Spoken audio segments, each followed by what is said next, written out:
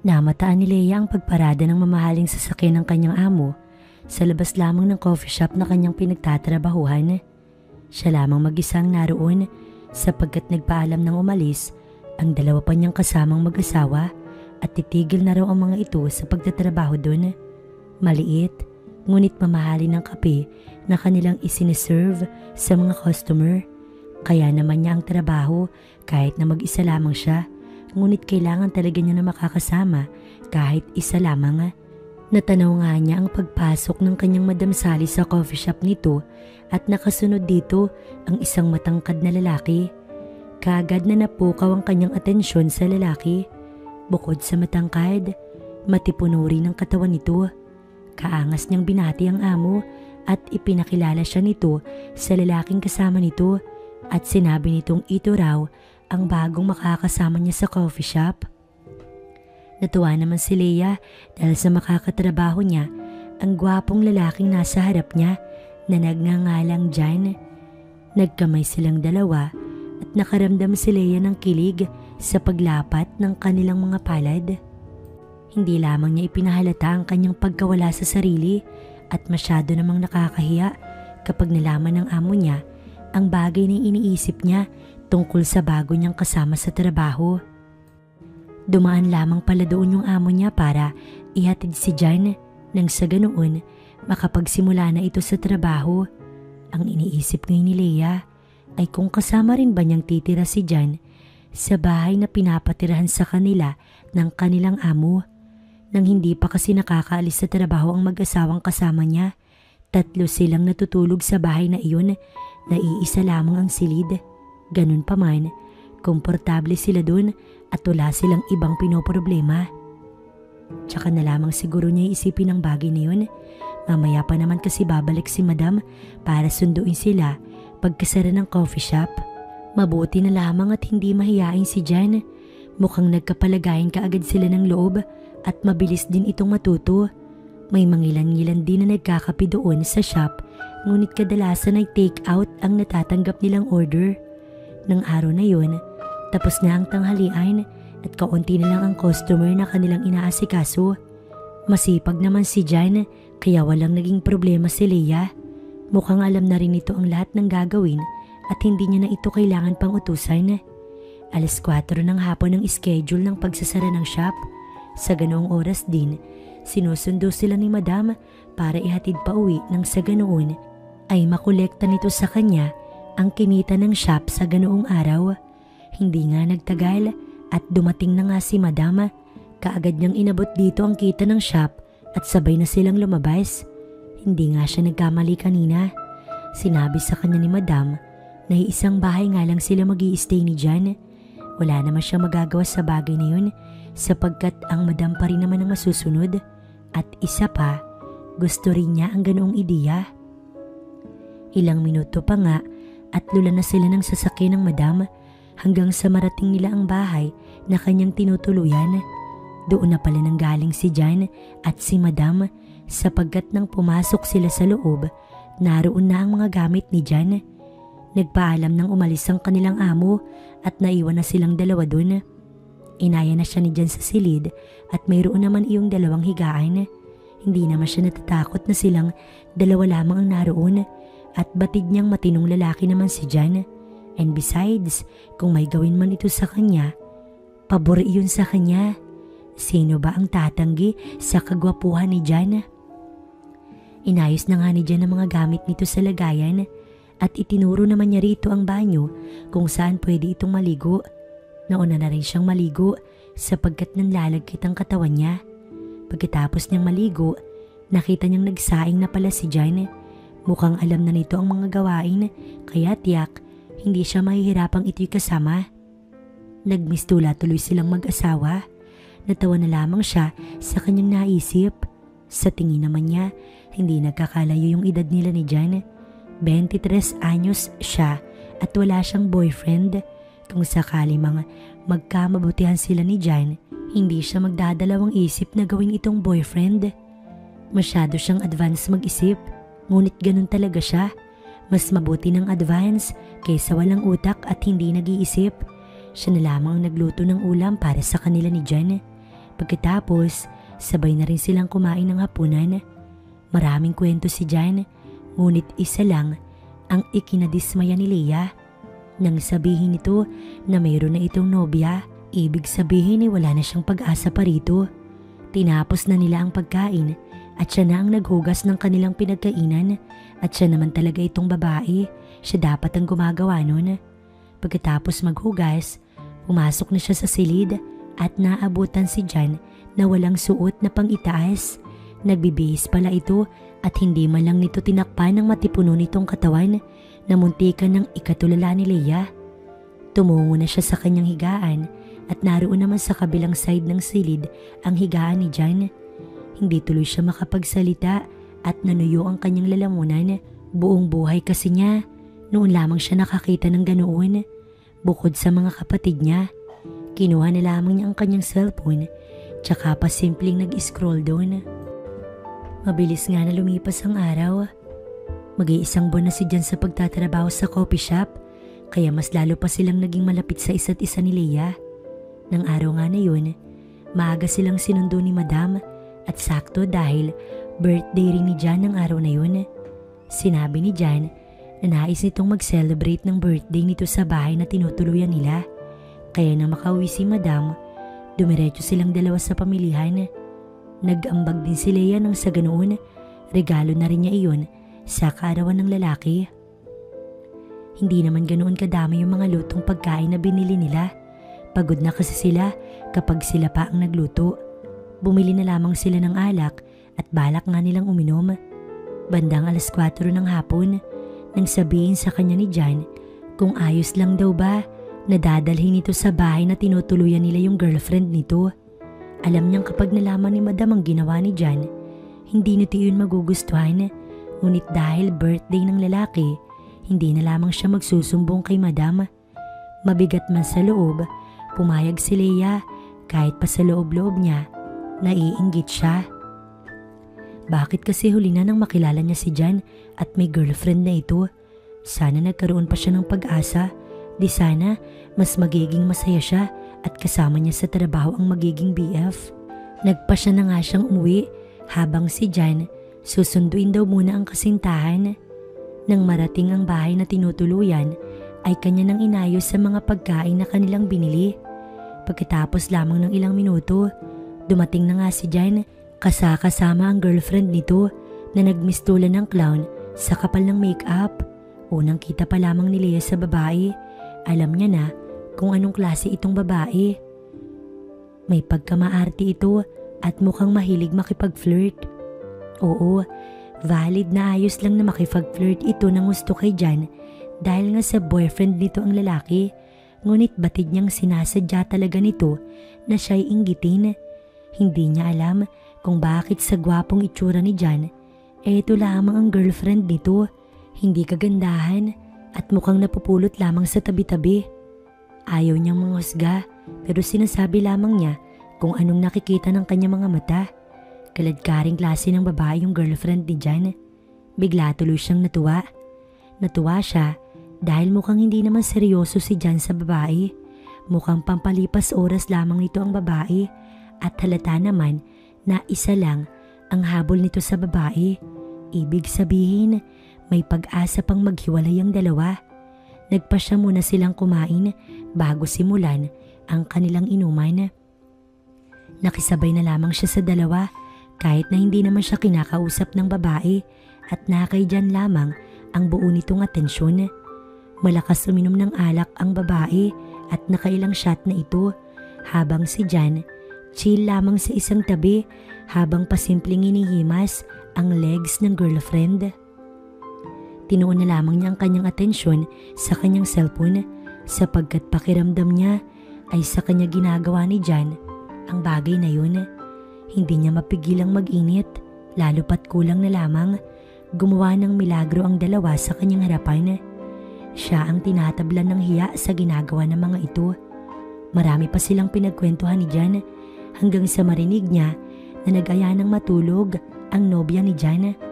Alam din naman niya kung anong klaseng tulog ang nais nito kaya bahagya siyang natawa. Sinabi niya sa mga ito na siya na ang bahalang magligpit ng kanilang pinagkainan. Baka kasi maabutan ni Madam kinabukasan ng kanilang kalat. Natapos na siya sa pagliligpit at nahugasan na rin niya ang kanilang pinagkainan nang magpasya siyang pumasok sa loob ng silid. Nakalimutan niyang naroon pala ang girlfriend ni Jan at huli na nang mapagtanto niya yun. Naabutan niya ang mga ito na gumagalaw sa ibabaw ng higaan ni Jan habang natatakpan ng kumot ang mga katawan. Pilit man niya iyong hindi pansinin, talagang nakakatawag pansin ang ingay ng babae. Tila ito sinasaniban at talagang hindi nito kayang pigilan ng ingay, dala siguro ng kanyang nararamdaman ng mga oras na yun. Pinili na lamang ni Leah ang mahigana. Naririnig pa rin niya ang ginagawa ng dalawa, ngunit wala naman siyang magawa. Nang isang ingay mula kay Jan ang kanyang narinig na siyang dahilan kung bakit nagsitayuan ang kanyang mga balahibo sa batok. Nagustuhan niya ang narinig at hindi niya napigil ang mapakagat labi. Pakiramdam niya, siya ang babaeng kasama ni Jan ng mga oras na yun. Hindi niya namalayan na unti-unti na palang gumagalaw ang kamay niya. Ini-imagine niya ang ginagawa ng dalawa at hindi niya alam kung bakit pati siya nakakaramdam ng ganoon. Nakapatay na ang ilaw, ngunit aninag ang paggalaw ng kama ng kinaroroonan ng dalawa. Maging ang mga mararahas na paghinga ng babae at ang paghabol ng hininga ni Jan ay kanyang naririnig. Napakagat ng labi si Leah at sinabayan niya ang ginagawa ng dalawa. Hindi naman ang mga ito yung mahalata sapagkat nakatalukbong siya ng kumot at tahimik lamang. Kailangan din niyang mailabas ang init na kanyang nararamdaman, kaya gagawin niya ang bagay na alam niyang makakapaghatid sa kanya sa dulo. Umabot ng halos kalahating oras ang sesyon ng dalawa sa kabilang kama, habang si Leah ayun at ginagawa rin ang bagay na yun. Sobrang init na ng kanyang pakiramdam sapagkat nakatalukbong pa rin siya ng kumot. Patuloy pa rin sa mahihinang pag-iingay ang babae, ngunit rinig na rinig yun ni Leah. Ilang saglit pa at tagumpay nga niyang narating ang dulo at nakatanaw lang sa kagandahan ng langit. Walang katulad sa ganda na tila ba ayaw na niyang bumalik sa kasalukuyan. Huminto na rin ang ingay na kanyang naririnig, kaya naman inayos niya na ang sarili at tumanda ng matulog. Kinabukasan, maagang nagising si Leah at nakitang nakagayak na si Jan at mukhang aalis na ang girlfriend nito. Mabutit alam ni Jan na hindi pwedeng abutan ng kanilang madamang girlfriend ditong natulog doon. Inihatid na nga ni Jan ang girlfriend nito sa labas ng bahay at nang makasakay na ito ng tricycle, tsaka naman dumating ang sasakyan ng kanilang amo. Umalis na nga sila upang pumunta sa coffee shop ng 6:00 ng umaga. Karaniwang araw lamang para sa kanila ni Jan. May mga bagong customers silang pinagsisilbihan at kadalasan ay ang kanilang mga suki. Lumipas sa mga oras hanggang sa sumapit ang tanghalian. Sabay silang nagtanghalian ni Jan at wala namang masyadong nangyari ng araw na yun. Kinagabihan, pakiramdam ni Leah, napagod siya ng gusto. Bahagyaring masama ang kanyang pakiramdam at hindi niya alam kung makakapasok ba siya ng trabaho kinabukasan. Mabuti at si Jan ang nagsaing at nagluto para sa kanilang hapunan ng gabing yun. Sinabi rin kasi niya rito na masama ang kanyang pakiramdam. Sa katunayan, inaalagaan siya ni Jan na siyang ikinatuwa niya. Hindi tuloy niya mapigilang mangarap na sana siya na lamang ang nobya ni Jan. 9:00 na ng gabi ay gising pa si Leah. Nilalamig siya ngunit nakainom naman na siya ng gamot sa lagnat. Hindi naman nagaanong masama ang kanyang pakiramdam at nakaramdam siya ng pagkauhaw, kaya naman bumangon siya at bumaba sa kanyang higaan. Dahan-dahan niyang tinungo ang nagsisilbing kusina ng bahay na yun para sana uminom ng tubig. Ngunit nakabangga niya ang isang pamilyar na bulto, si Jan. Natigil silang pareho sapagkat bahagyang madilim doon. Tanging ang liwanag lamang na nagmumula sa labas ng bahay ang nagsisilbi nilang ilaw at sa hindi malamang dahilan, pareho silang napatulala. Walang damit pang itaas si Jan at siguro lumabas ito't nainitan o baka uminom din ng tubig. Ang kanilang posisyon nagdulot ng kakaibang pakiramdam sa sistema ni Leia. Bahagya siyang nakatingala sa mukha ni Jan habang ang kanyang dalawang kamay nakatukod sa dibdib nito. Bahagya naman itong nakayuko sa kanyang mukha at nagmistulang umikot ang lahat sa kanilang paligid. Nakakadala ang titig na ginagawad sa kanya ni Jan at natatakot siyang baka hindi niya magawang kontrolin ang kanyang sarili at magawa niyang halikan si Jan. Hindi niya natapos ang anumang iniisip nang sa isang iglap lamang nagawa na siyang halikan ni Jan. Isang nakakagulat na halik ang ginawad nito sa kanya na halos ikalunod niya. Ang kaninang lamig na kanyang nararamdaman napalitan ng init. Init na siyang dahilan kung bakit napakapit siya sa batok ng lalaki. Pinag-alab pa nila ang halik ng kanilang pinagsasaluhan at wala nang pakailan pa sa mga susunod pang mangyayari. Basta ang mahalaga, gagawin nila ang idinidikta ng kanilang mga katawan. Unti-unti siyang humakbang paatras habang pinapalalim naman ni Jan ang kanilang halikan hanggang sa tuluyan silang makapasok sa silid. Doon mismo sa kanyang higaan dinala siya ni Jan. Dahan-dahan siyang inihiga roon. Walang pagtutol naman na siya ay sumunod sapagkat gustong-gusto niya ang nagaganap. Langit yun para sa kanya sapagkat isa na sa pangarap niya si Jan. Ilang saglit pa, nagawa na nga siyang tabihan ni Jan. Sobrang na-excite siya sa mga mangyayari. Napapakagat-labi siya sapagkat hindi niya maramdaman na masama ang kanyang pakiramdam. Bagkus, nararamdaman niya ang matinding init at kagustuhan ni Jan na gawin ang bagay na yun. Pareho silang nadadarang ng mga oras na yun at iisa lang ang nasa isip. Sa isang iglap lamang, nag-isa ang kanilang mga katawan. Bagay na halos ikapugto ng hininga ni Leia sapagkat wala pa siyang karanasan. Bahagyaring nagulat si Jan sa nalaman, kaya naman saglit itong huminto. Tinitigan siya at nangungusap ang mga mata hanggang sa hinayaan na niya itong dalhin siya sa kaduluduluhan. Parang lantang gulay na si Leia at nanlalagkit na sa pawis ang kanyang katawan. Ganoon din naman si Jan nang parehas nga nilang marating ang dulo. Kinabukasan, hindi nakapasok sa trabaho si Leia. Hindi dahil sa may sakit siya, kundi masyadong napagod ang katawan niya sa ginawa nila ni Jan. Sinabi na lamang niya sa kanilang amo na masama ang pakiramdam niya, kaya si Jan na lamang ang mag-isang papasok. Sinabi rin ng kanilang madam na half day lang naman daw silang magbubukas, kaya nagpahinga na lamang si Leia sa bahay. Nakatingin siya sa kisame. Iniisip ang mga nangyari sa kanila ni Jan. Iniisip niya kung paano niya kaya maaagaw si Jan sa girlfriend nito. Nais niyang angkinin na ang lalaki. Nais niya itong tuluyang mapa sa kanya. Sa naranasang saya sa piling ni Jan, tiyak na hanap-hanapin iyon ang katawan ni Leia. Kailanman, hindi niya iyon makakalimutan. Ngayon pa nga lang nakalahating oras pa lamang niyang hindi nakikita si Jan. Namimiss niya na ito. Hinahanap-hanap niya ang init ng katawan nito na kagabi lamang ipinaramdam nito sa kanya. Isang malalim na buntong hininga ang pinakawalan ni Leia. Hindi niya alam kung mauulit pang muli ang nangyari sa kanila ni Jan. Pagkatapos niyang mag-lunch ng araw na yon, nagpa siya siyang lumabas at may kailangan siyang bilhin sa kalapit na minimart. Mainit ang panahon at pawis na si Leia na makauwi. Bit-bit niya ang kanyang mga pinamili, kaya naman nang makarating sa bahay ay kanya iyong inilapag sa mesa. Di pa siguro nakauwi si Jan at walang kahit na anong ingay siyang naririnig. Uminom muna siya ng tubig upang hawiin ang uhaw na kanyang nararamdaman. Nang mahagip ng kanyang mga mata ang bag na kadalasan ni dala-dala ni Jan, napangiti siya.